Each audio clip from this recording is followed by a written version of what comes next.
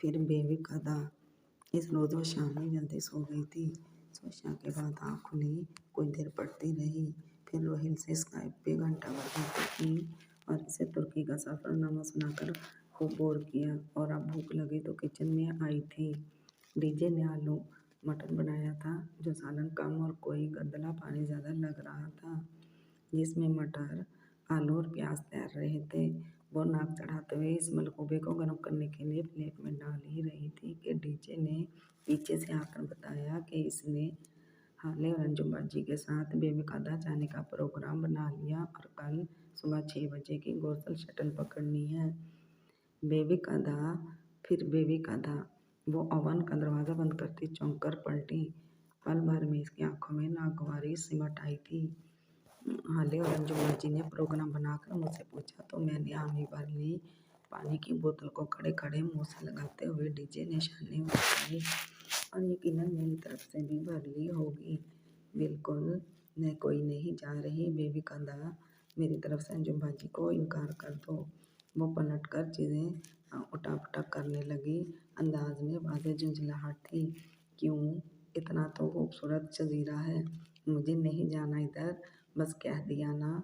वो रेफ्रिजरेटर का ऊपर वाला फ्रीज़र खोले, चंद पैकेट इधर-उधर करने लगी।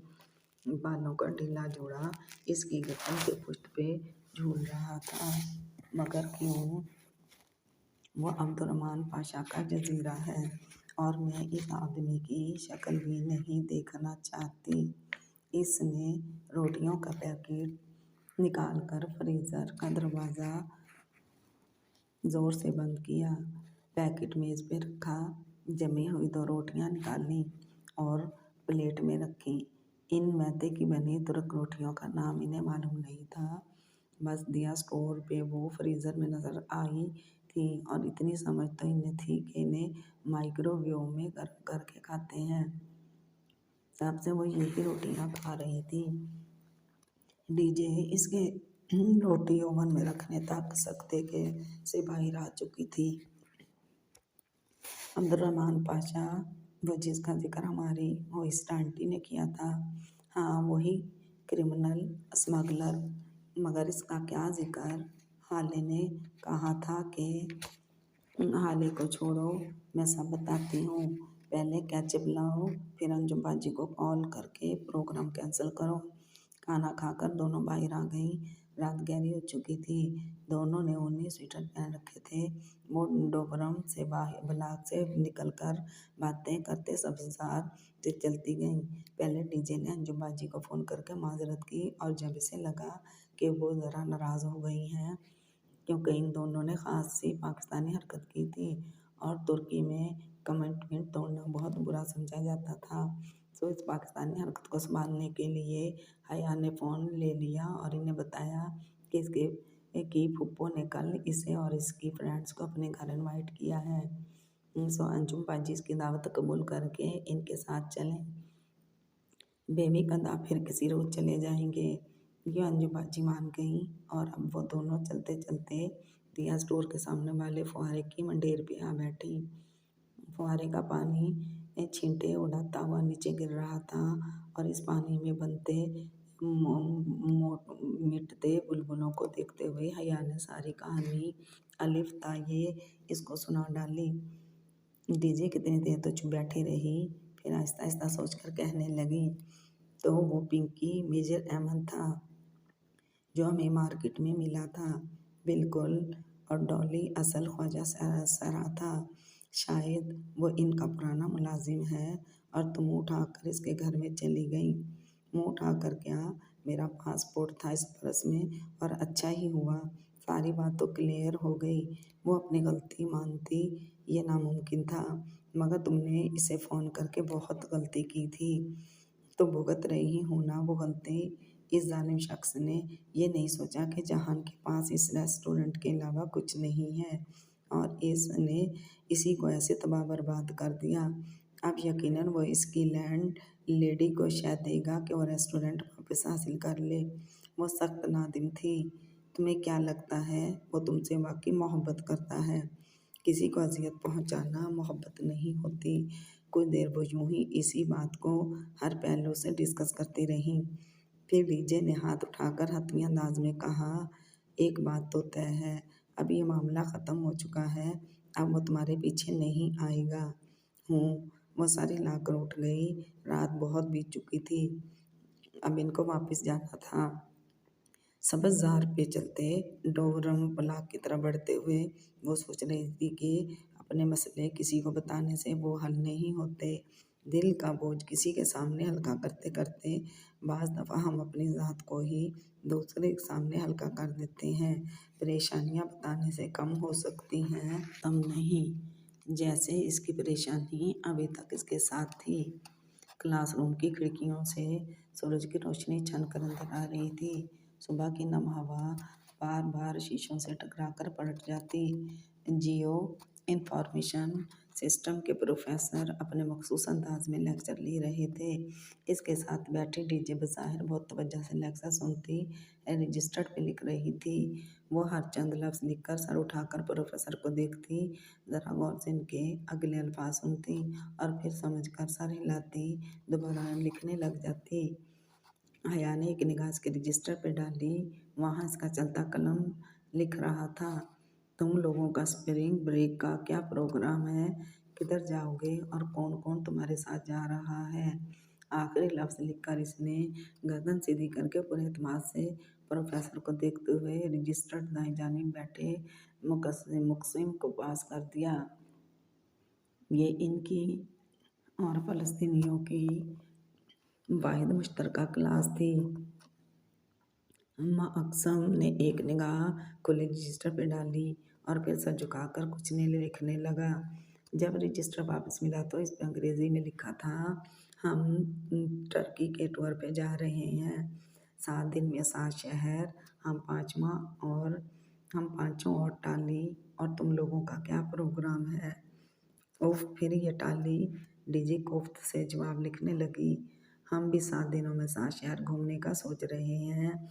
इसने रजिस्टर आगे पास कर दिया और फिर ज़रा टेक लगाकर बैठ गई। मकसम अब सफ़े पे चंद अल्फाज घसीट रहा था, तो हमारे साथ चलो ना, तुम लोगों को कब निकलना है। पहली छुट्टी वाले दिन मकसम ने अपना प्रोग्राम बताया। हमने दूसरी छुट्टी पे निकलना है, सो तुम्हारे साथ मुश्किल होगा, चलो फिर छुट्टियों के बाद मिलेंगे। नो प्रॉब्लम, साथ में मुतस्सम ने एक मुस्कुराता हुआ चेहरा बनाया। हया दांत पे दांत जमाए मुश्किल जमाइयाँ रोकने की सही कर रही थी। इसे इस क्लास से ज़्यादा बोरिंग कोई क्लास नहीं लगती थी। दफ्तन मुतस्सम ने रजिस्टर डीजे की जानिब बढ़ाया तो इस पे लिखे अल्फाज को पढ़कर डीजे ने रजिस्टर हया के सामने रख दिया।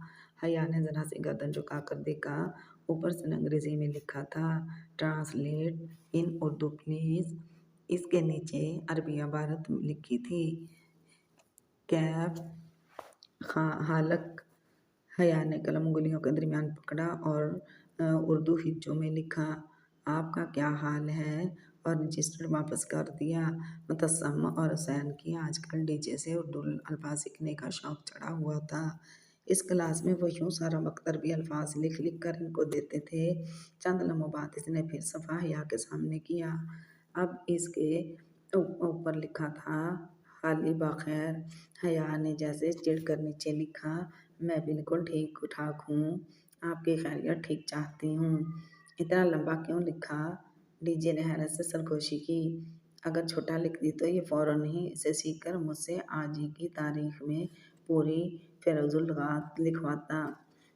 अब अच्छा है ना, पूरा दिन ठीक पढ़ने में गुजार देगा। और मुतस्सम से क्लास के इख्तिताम तक ठीक से नहीं पढ़ा गया। क्लास ख़त्म हुई तो वो वापस ड्रॉम में आईं। मुँह हाथ धोकर तैयार होने में भी काफ़ी वक्त लग गया। इसने एक मोर पंख के रंग का पाँव छूता फ्राक पहना। फ्राक की आस्तीन तंग चौड़ीदार थी और नीचे पजामा था। पूरा लिबास बिल्कुल सादा था, बिल्कुल इसने खुले छोड़ दिए थे। बाल इसने खुले छोड़ दिए थे और काजल और नेचुरल ट्विंकल लिपस्टिक लगाकर डीजे की तरफ पलटी। कैसी लग रही हूँ? डीजे जो बालों में ब्रश कर रही थी रुक कर इसे देखने लगी। बिल्कुल पाकिस्तान का झंडा लग रही हो, दफ़ा हो जाओ। तकरीबन 1.5 घंटे बाद वो दोनों अंजुम बाजी और आले के साथ जहांगीर में वाक़या फूफो के घर सामने खड़ी थी। फूफो को बता तो दिया था ना, ये ना हो कि वो कहीं मैंने तो इनवाइट ही नहीं किया था। जो डीजे ने आहिस्ता से पूछा। हाँ हाँ, बता दिया था। इसने सरगोशी में डीजे को जवाब देते हुए डोरबेल बजाई। पोपो इनसे बहुत तबाक से मिली। लिविंग रूम में बैठने तक की तारुफ का मरहला तमाम हो गया था। हया, आज तो तुमने घर में रौनक कर दी है। वो वाकयान बहुत खुश थी। हया इनके घर को अपना समझकर दोस्तों को साथ लाई है, यह ख्याल ही इनको बेहद मसरत बख्श रहा था। वह इन 2 माह में चंद एक बार ही पप्पू के घर आई थी और पहली 2 दफ़ा के बाद जहान कभी घर नहीं मिला था। ना ही वो इसे बताकर आई थी। इस दफ़ा तो इसने बिल्कुल भी नहीं बताया। वो अंदर ही अंदर खुद को इसका मुजरिम समझ रही थी। के टूटे बिखरे रेस्टोरेंट को याद करके वो अक्सर खुद को मलामत करती थी। आपका घर बहुत प्यारा है आंटी, अंजुम बाजी ने सोफे पे बैठते हुए सताइशी अंदाज में इधर उधर देखते हुए कहा था। और ये रग्स तो बहुत ही प्यारे हैं। हाले ने फर्श पे बैठे रग्स की जानिब इशारा किया। और मेरी फूफो भी बहुत प्यारी हैं। वो फूफो के शानों के गिर्द बाजू हमाइल किए मज़े से बोली तो फूफो हंस दी। डीजे ने आहिस्ता से सरगोशी की। और फूफो का बेटा भी बहुत प्यारा है। हया ने ज़ोर से इसका पाँव दबाया। वो बस सी करके रह गई। चलो तुम लोग इधर बैठो, मैं बस अभी आई। अच्छे मेज़बानों की तरह फूफो मुस्कुराकर कहते हुए राहदारी की तरफ मुड़ गईं, जिसके दूसरे सिरे पे किचन था। किचन का दरवाज़ा खुला था, सो सोफ़ों पे बैठे हुए इन्हें किचन का आधा हिस्सा नज़र आता था। फूफो वो इनके पीछे ही चली आई। अरे तुम क्यों आ गई? इनको कंपनी दो ना। वो फ्रीज़र से कुछ जमे हुए पैकेट निकाल रही थी। वो एक दूसरे को काफ़ी हैं, आप सुनाएं। अंकल ऊपर हैं, मैंने सोचा इनसे मिल लूँ। जब भी आती हूँ अमूमन उनके सोने का वक्त होता है, मुलाकात ही नहीं हो पाती। वो ये तो नहीं कह पाई कि जब भी वो आती थी फूफो इनको दवा देकर सुला देती थी ताकि कोई बदमज़गी ना हो। हाँ शायद जागे हुए हों, तुम ऊपर देख लो। अच्छा ऊपर जहान के रेस्टोरेंट का क्या बना? कुछ लोगों ने नुकसान कर दिया था शायद, ज़रा सरसरी अंदाज में पूछा। हाँ अच्छा खासा नुकसान हो गया है इसका, काफ़ी चिड़चिड़ा रहने लगा है इस दिन से। बस दुआ करता, वो पुरमलाल लहजे में कहते हुए कैबिनेट से कुछ निकाल रही थी। वो वापस आई तो डीजे और हाले फूफो के घर की आराइश पर तबसरा कर रही थीं, जबकि अंजुम बाजी बहुत गौर से टीवी पे कार्टून नेटवर्क देख रही थी, जिसके कार्टून तुर्क में डिप किए गए थे। संभाजी में खुद जो वाहिद शय देखने का मौका नहीं मिलता था वो टीवी था। इनको मसरूफ़ पाकर वो जीना चढ़ने लगी। कंधे से लटकते शिफॉन के सब्ज़ दुपट्टे का किनारा ज़ीनों पर फिसलता इसके पीछे ऊपर आ रहा था। सिकंदर अंकल के कमरे का दरवाज़ा बंद था। इसने हौले से उंगली की पुश्त से दस्तक दी, फिर डोर नॉब घुमाकर दरवाज़ा धकेला। कमरे में नीम तारीकी सी छाई हुई थी। बाहर धूप थी, मगर भारी पर्दों ने इसका रास्ता रोक रखा था। सिकंदर अंकल बिस्तर पे लेटे थे, गर्दन तक कंबल डाला था और आंखें बंद थीं। अंकल, इसने हौले से पुकारा। वो हनोज बेहिस्सो हरकत पड़े रहे। वो चंद लम्हे तासुफ से इनका पुजमर्दा बीमार वजूद देखती ही रही, फिर हौले से दरवाज़ा बंद करके बाहर आ गई। वो सीढ़ियों के वसत में थी जब बैरूनी दरवाज़ा खुलने की आवाज़ आई। वो वहीं रेलिंग पर हाथ रखे रुक कर देखने लगी। सोफ़ों पे आराम से बैठी लड़कियां भी तैरकी की तरह सीधी हुई थीं। दरवाज़ा खोलकर जहान अंदर दाखिल हो रहा था, एक हाथ में ब्रीफकेस, दूसरे बाजू पे कोट डाले, टाई की नाट ढीली किए, हल्की ग्रे शर्ट के आस्तीन कोहनियों तक मोड़े। वो बहुत थका सका सा लग रहा था, पहले कम से कमज़ोर और मुरझाई हुई रंगत। दरवाज़ा बंद करके वो पलटा तो एकदम ठठक कर रुका। अस्सलाम वालेकुम। वो जो सीढ़ियों के वस्त में खड़ी थी, सलाम करके ज़ीने उतरने लगी। जहान ने चौंक कर सर उठाया, फिर इसे देखकर सर के इशारे से सलाम का जवाब दिया। फूफो से मिलवाना था अभी फ्रेंड्स को। Nice to meet you. बगैर किसी मुस्कुराहट के उसने खड़े खड़े मरवतन कहा और जवाब का इंतजार किए बगैर इन ही संजीदा तासुरात के साथ किचन की तरफ बढ़ गया। यांजुम बाजी ने सवालिया निगाहों से इसे देखा। फूफो का बेटा जहान वो कदरे खिफत से तारुफ करवाते हुए आखिरी जीना उतरकर सोफे पे आ बैठी। वहाँ से किचन का आधा मंजर दिखाई देता था। जहान का कोट राहदारी में लगे स्टैंड पे लटका था और ब्रीफकेस का काउंटर पे वो खुद भी काउंटर से टेक लगाकर खड़ा पानी की बोतल मुंह से लगाए घूंट पी भर रहा था। साथ ही फूफू कैबिनेट से कुछ निकालती दिखाई दे रही थी। घर छोटा था और राहदारी मुख्तसर, सो किचन में गुफ्तगू करते अफराद की आवाज़ें साफ सुनाई देती थी। ने जमन जल्दी वो बोतल रखकर इनकी तरफ मुतवज्जा हुआ। हमन समधी जवाबन वो जरा खड़े अंदाज में दृष्टि से तुर्क ने कुछ बोला तो डीजे से कुछ कहती हाले ने चौंक कर किचन की तरफ देखा। जहान फूफो ने तंबी की निगाहों से इसे घूरा। फूफो ने तनब्बी निगाहों से इसे घूरा। इसने जवाब में खासी तलखी से कुछ कहते हुए बोतल मेज पे रखी। हाले कदरे बेचैनी से पहलू बदला। हया इसके चेहरे की वजह तासुरात बुखार देख रही थी। कुछ देर बाद हाले जरा सोचकर बोली, हया इस्तकलाल स्ट्रीट में आज लीव्स पे सेल लगी है, वो चेक करना कर लें। उठने का एक बहाना। हया गहरी सांस लेकर खड़ी हो गई। डीजे और अंजुम बाजी भी कुछ कुछ समझ पा रही थी। हाँ चलो मैं ज़रा फूफो को बता दूँ। वो किचन की तरफ आ गई। बाकी लड़कियां सोफों से अपने अपने बैग उठाने लगी। अच्छा फूफो, हम लोग चलते हैं, हमें आगे शॉपिंग पे जाना है। किचन की चौखट में खड़े होकर उसने जहां सिकंदर को कतई नजरअंदाज करते हुए बताया। वो फ्रिज का दरवाज़ा खोले खड़ा कुछ निकाल रहा था। अरे अभी तो आई थी, अभी से जा रही हो। फूफो एक मुलामत ज़दा निगाह जहान पे डालकर तेजी से इसकी तरफ आई। वो बेनियाजी से खड़ा पानी पीता रहा। फिर वह इसरार करती रही मगर वो नहीं रुकी। दोबारा आने का वादा करके वो बज़ाहिर बहुत खुश दिली से इनको खुदा हाफिज करके बाहर निकली। डरो डोरमेट पे रखे अपने जूतों में पाँव डालने तक इसके चेहरे से मुस्कुराहट गायब हो गई थी और इसकी जगह स्पाट सी सख्ती ले ली थी। वो इन चारों के आगे खामोशी से सड़क के किनारे चलने लगी। जब वो कॉलोनी का मोड़ मुड़कर दूसरी गली में दाखिल हुई तो वो तेजी से हाले की जानिब घूमी। हाले, जहान ने फूफो से क्या कहा था? जाने दो हया। हाले ने निगाहें चुराई। स्कार्फ में लिपटा इसका चेहरा कदरे फीका सा था। हाले, मुझे बताओ इसने क्या कहा था? हया, वो किसी और बात पे अपसेट होगा, तुम छोड़ो इस किस्से को। हाले नूर, जो लगलू मैं तुमसे कुछ पूछ रही हूँ। इसने कंधों से पकड़कर हाले को झंझोड़ते हुए इसका पूरा नाम लिया। चलगलू शग यानी कि इस गाँव की हाले नूर।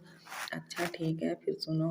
इसने पहले पूछा कि ये कब आई हैं, फिर कहा कि इनके लिए इतना फैलाव करने की क्या ज़रूरत है, और फिर इसने कहा कि मैं सारा दिन कुत्तों की तरह इसलिए नहीं कमाता कि आप यूँ ज़ाया कर दें। इसके कंधों पे रखे हया के हाथ नीचे जा गिरे। बहुत आहिस्ता से वो पलट गई। हया छोड़ दो। अंजू बाजी ने पीछे से कंधा थपथपाकर से तसल्ली दी। छोड़ ही तो दिया है। आज के बाद मैं कभी फूफो के घर कदम नहीं रखूंगी। मैं इतनी अर्जात तो नहीं हूँ कि मेरे मकरूर रिश्तेदार मेरी यूँ तो नहीं करें। वो कोट की जेबों में हाथ डाले सीध में देखते हुए इनके आगे चलती जा रही थी। आज इसका दिल बहुत बुरी तरह दुखा था। इसने वाकई तहिया कर लिया था कि वो दोबारा फूफो के घर नहीं जाएगी। रास बांची के गिरदोनुमा पे अपने पर फैलाए हुए थी। सब्ज़ारों पर जमी बर्फ अब पानी बनकर झील में बहती थी। बाहर की ताज़ा हवा हर सू फूल खिला रही थी। डोरम ब्लैकिस की चौकोर खिड़कियां बाहर से रोशन दिखाई देती थी। रात बीत चुकी थी मगर हॉस्टल जाग रहा था। स्प्रिंग एक ब्रेक शुरू होने में चंद दिन ही थे और छुट्टियों से पहले ये इनकी डोरम में आखिरी रातें थीं। फिर बारी बारी सबको अपने अपने टूर पे निकल जाना था। खतीजा, हया, टाली और चेरी के डोरम में रौनक अपने रुझ पे थी। हया की कुर्सी पे सूटर लेंस की सादा एक्सटेंशन का रिसीवर कान से लगाए बैठी थी। मुस्कुराहट दबाए उंगली पे सुनहरी बालों की लट लिपेटते हुए वो कह रही थी, मेरा फेवरेट कलर तो ब्लू है। ओह, तुम्हारा अभी यही है मोमिन। वो कहने के साथ बामुश्किल हंसी रोके हुए थी। मोमिन काफ़ी दिनों से इसकी तवज्जो लेने की कोशिश कर रहा था मगर वो इसको दिखाने के लिए हॉलैंड के लतीफ़ के साथ नज़र आती थी। लतीफ़ खालिस डच और कैथोलिक था मगर अफ़गानिस्तान में पैदा होने के सबब इसके माँ बाप ने इसका नाम अपने किसी अफ़गान दोस्त लतीफ़ के नाम पे रखा था। यूँ वो तमाम फ़लस्तीनियों का बहुत अच्छा दोस्त बन चुका था सवाए मोमिन के। सामने डीजे की कुर्सी पे हाले बैठी थी और इसके मुकाबिल काउच पे स्पेन की सैंडरा थी। वो दोनों अपने दरमियान एक मैगज़ीन खोले तबसरा कर रही थीं। इस थीम के साथ ये कंट्रास्ट कुछ और लगेगा। नहीं, हाले मतबज़ब सी सैंड्रा से पूछ रही थी। चेरी अपने बैंक की सीढ़ी के साथ खड़ी अपने क्यूपा ऑयल की आधी शीशी इनको दिखाते हुए बार बार नफ़ी में सारी लाते हुए आई डोंट बिलीव दिस कही जा रही थी। किसी लड़की ने किचन में रखा इसका तेल इस्तेमाल करके ऊपर चिट लगाकर माजरत कर ली थी कि चूँकि मैं जल्दी में हूँ सो पूछ नहीं सकी। और चेरी की जब से इन चंद बूंदों का गम खाए जा रहा था। इन चीनियों के दिल भी अपने कद की तरह होते हैं, छोटे और पस्त। टाली जो ऊपर से अपने बैंक पे बैठी हया को इसराइली नामा सुना रही थी, लम्हा भर को बात रोककर चेरी को देखते हुए बोली, फिर सर झटक कर बात का वहीं से आगाज किया जहाँ छोड़ी थी। You now in Israel we have such citrus that टाली के नज़दीक दुनिया का सबसे रसीला फल इसराइल का था। सबसे मीठा पानी, सबसे खालिश शहद, सबसे खुशबूदार फल और सबसे सुहाना मौसम इसराइल का था। वो कहती थी, इसराइल जन्नत है, मुक़द्दस बाबरकत सरज़मीन है। और इसके जाते ही हया और डीजे इसके फ़िक्रे में यूँ तरमीम कर लेती कि फ़लस्तीन जन्नत है, मुक़द्दस और बाबरकत सरज़मीन है। अब भी हया बहुत इन महाक से दोनों हथेलियों पे चेहरा गिराए इसकी बातें सुन रही थी। जो भी था, इसराइल नामा सुनने में मज़ा बहुत आता था। धीमी आवाज़ में बात करने के बावजूद इन सब की आवाज़ों ने मिलकर शोर कर रखा था और सारे शोर में डीजे अपने बैंक के ऊपर बिस्तर में लेटी तकिया मुँह पे रखे हुए थी। इनकी आवाज़ें बुलंद होती गईं तो इसने मुंह से तकिया हटाया और चेहरा ऊपर करके बेसहारे से इनको मुखातिब किया, प्लीज़ शोर मत करो, मेरे सर में दर्द है, मुझे सोने दो। Okay okay. हाले ने फ़ौरन असबाब में सर हिलाया। सब ने शश शश करके एक दूसरे को चुप करवाया और धीमी धीमी बुड़बुड़ाहटों में बोलने लगी। डीजे वापस लेट गई और तकिया मुंह पर रख लिया। हाँ, चांद। मैं चांद को ही देख रही थी। सादा जो अपनी लटकोंगली पे मरोड़ते मुस्कुराते हुए कह रही थी। दूसरी तरफ सुनकर जरा गड़बड़ाई। अच्छा, आज चांद नहीं निकला। ओह, मैंने शायद फिर अपने तसव्वुर में देखा था। मुझे यही कलर स्कीम चाहिए और अगर इसके साथ हम पे फूल कर लें तो वो मैच कर जाएंगे। फिर ये रंग सैंड्रा मैगजीन के सफ़े को पलटकर पीछे से कोई दूसरा सफ़ा निकालकर हाले को दिखाने लगी। आहिस्ता आहिस्ता इनकी आवाज़ें फिर से बुलंद होने लगीं। चंद सानिया बाद ड्रम में फिर से शोर मचा था। Can someone please shut up. DJ जब्त खो कर उठी और जोर से चिल्लाई। वो पिछले 2 घंटों में कई दफ़ा इनको खामोश होने को कह चुकी थी, मगर बार बार लड़कियों की आवाज़ें बुलंद हो जाती थीं। लेकिन इसके यूं चिल्लाने पर एकदम से ड्रम में आवाज़ें फौरन बंद हो गईं। बस तुम आराम करो, हम चुप हैं, अब सब आहिस्ता बोलो। अच्छा। हया ने जल्दी से मुस्कुराकर इसे तसल्ली दी। वो कुछ बुड़बुड़ाते हुए वापस लेट गई और कमरे में सब मध्यम सरगोशियों में बातें करने लगे। चंद पल मजीद सरके, फिर इसराइल में हमारा मुकद्दस दरख्त। सबसे पहले टाली की आवाज़ बुलंद हुई, फिर सारा, फिर हाले, फिर चेरी, जो अभी तक सबको मुतवज्जा करने की सही करते हुए इन्हें बोतल दिखा रही थी। मतलब ये कहाँ की अखलाकियात हैं कि किसी का तेल इससे पूछे बगैर इस्तेमाल कर लिया जाए। शोर वापस लौट रहा था। डीजे एकदम उठी, कंबल उतार कर फेंका, बैंक की सीढ़ियाँ फांक कर उतरी, अपनी मेज़ पे रखा स्वेटर गर्दन में डाला, साथ रखी 3 किताबें उठाईं, तय करदा बैग खोलकर आंखों पे लगाई और खामोशी से किसी की तरफ भी देखे बगैर बाहर निकल गई। इसने अपने पीछे धड़ाम से दरवाज़ा बंद किया था। ड्रम में एकदम सन्नाटा छा गया। सब ने एक दूसरे को देखा। सारा ने बिना कुछ कहे रिसीवर क्रैडल पर रख दिया। चेरी ने खिफ़त से अपनी बोतल वापस बैग में रखी। हाले और सैंड्रा ने मैगज़ीन बंद कर दिया। बहुत सी नादाम निगाहों के तबादले हुए। वो नाराज़ हो गई है, अब क्या करें? हाले बहुत आहिस्ता से बोली, ठहरो, मैं इसे मनाती हूँ। हया ने कंबल परे हटाया और बैंक की सीढ़ियाँ उतरकर नीचे आई। मेज़ पे रखा अपना दुपट्टा उठाया और चप्पल पहनते हुए बाहर निकल गई। पीछे कमरे में अभी तक सन्नाटा छाया था। स्टडी साथ ही थी, इसे पता था डीजे वो ही होगी। इसने दरवाज़ा धकेला तो वो खुलता चला गया। वो सामने राइटिंग टेबल पे किताबें फैलाए बैठी थी। चौखट से इसका नीम रुखी नज़र आता था, फिर भी वो देख सकती थी कि वो रो रही है। इसका दिल एकदम बहुत ज़्यादा दुखा। वो दबे कदमों चलते हुए इसके करीब आई। डीजे खतीजा बाईं कनपटी को उंगली से मसलते चेहरा किताब पे झुकाए आंसू पीने की कोशिश कर रही थी। DJ we are really sorry. वो कुर्सी खींचकर इसके साथ बैठी और इसका हाथ थामना चाहा। डीजे ने सख्ती से हाथ छुड़ा लिया। इसे बेहद मलाल हुआ।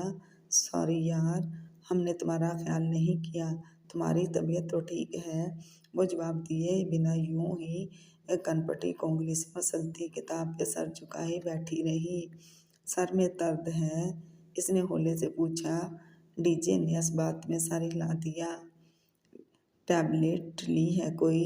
हाँ, वो हथेली की पुष्ट से गीले रुखसार रगड़ते हुए बोली तो आवाज़ भारी थी। सिर्फ यही बात है। इसने गौर से इसका चेहरा देखा। मुझे घर याद आ रहा है। तो रो क्यों रही हो? सेमेस्टर ख़त्म होने के बाद हमने घर तो चले जाना है ना। सेमेस्टर ख़त्म होने में बहुत देर है।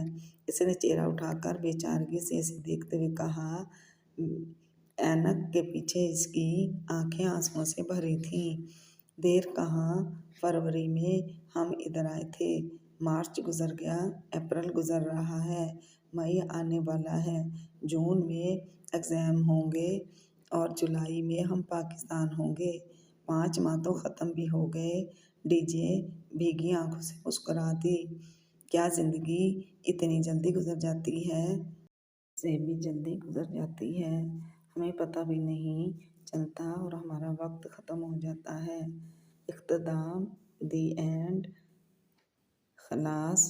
इसने हाथ झाड़कर जैसे बात ख़त्म की। डीजे चंद लम्बे डबडबाई आंखों से इसे देखती रही। हया, मैंने कल अपनी अम्मी को ख्वाब में देखा था। वो बहुत बुरी तरह रो रही थी, इतनी बुरी तरह कि मेरा दिल डर रहा है। पता नहीं घर में सब ठीक भी हैं या नहीं। मैं घर का आखिरी बच्चा हूँ और आखिरी बच्चों के हिस्से में हमेशा बूढ़े माँ बाप आते हैं। मेरा दिल इनके लिए दुखता है हया। मैं समझ सकती हूँ, मगर हम क्या कर सकते हैं। 3 माह तो हमने यहाँ गुजारने हैं ना। हम पाकिस्तान चले जाएं। तुम जानती हो ये नामुमकिन है। हमने कॉन्ट्रैक्ट साइन किया है। हम 5 माह ख़त्म होने तक तुर्की नहीं छोड़ सकते। मैं मुस्तकिल जाने की बात नहीं कर रही, बस चंद दिन के लिए स्प्रिंग ब्रेक में हम इस्लामाबाद चले जाएं। हया ने गहरी सांस ली। मेरी बहन कज़न की शादी है, मगर मैं इसे कुर्बान कर रही हूँ सिर्फ इसलिए कि अगर हम अभी पाकिस्तान गए तो वापस आते हुए हमारा दिल ख़राब होगा और फिर यूँ तुर्की में अकेले घूमने फिरने का मौका हमें कभी नहीं मिलेगा। अकेले, डीजे ने तजिया सा झटका। तुम्हें पता है हम दोनों ने ये स्कॉलरशिप प्रोग्राम क्यों अप्लाई किया था? क्योंकि हम दोनों का अकेले आज़ादी से वक्त गुजारने का शौक़ था। ऐसी आज़ादी जिसमें अब्बू और भाइयों की रोक टोक ना हो। मगर इंसान आज़ाद तभी होता है जब वो तन्हा होता है, और ये वही तन्हाई कैद कर लेती है। हर आज़ादी में कैद छुपी होती है। जैसे अब हम तुर्की में कैद हैं और मुझे लगता है कि हम कभी पाकिस्तान वापस नहीं जा सकेंगे। हया ने जैसे तासुफ से नफ़ी में सर गर्दन हिलाई, फिर निगाह मेज़ पे रखी, डीजे की मोटी सी फ़लसफ़े की किताब पे पढ़ी जिसके स्वरूप पे सकरात की तस्वीर बनी थी। इसकी पेशानी पे बल पड़ गए। परे हटाओ इन बूढ़े अंकल को, इन्हीं को पढ़कर तुम्हारा दिमाग ख़राब हुआ है। सकरात को कुछ मत कहो। डीजे ने तड़प कर किताब पीछे की। अफलातून गवाह है कि सकरात ने किसी अज़मत व बहादुरी से ज़हर का प्याला पिया था। मेरी तो 7 नस्लों पे एहसान किया था। वो तिनक कर कहते हुए खड़ी हो गई। और हम कोई पाकिस्तान नहीं जा रहे। 7 दिन और तुर्की के 7 शहर, ये प्रोग्राम है हमारा। Done done. डीजे मुस्कुरा दी। और सुनो, आज टाइम चेंज हो गया है। घड़ी 1 घंटा आगे कर लो। वो डीजे को नॉर्मल होता देखकर टाली का इसराइल नामा सुनने वापस चली गई। ओह, इन्हें यहाँ भी वही मुशर्रफ वाला नया टाइम, पुराना टाइम। डीजे ने झुंझलाते हुए किताब खोल ली। इसे नए टाइम पर पुराने टाइम से ज़्यादा कोफ्त किसी शय से नहीं होती थी।